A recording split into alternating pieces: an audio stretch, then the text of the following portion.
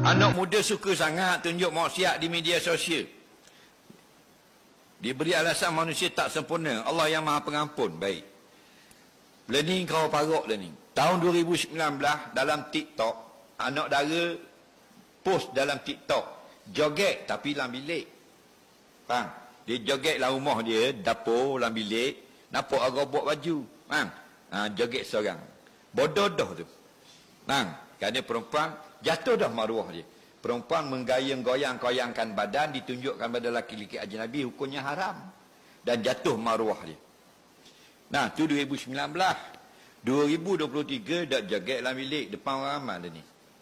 Faham? Dia ni kalau jumpa joget, dia ni pelik-pelik.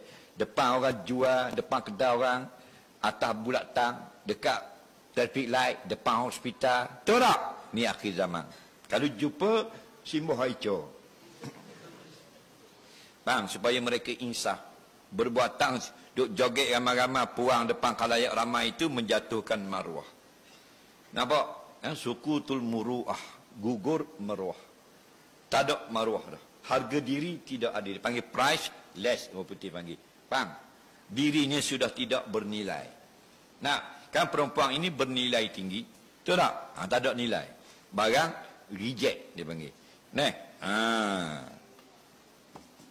Kita ni akan ikut berapa mari mana?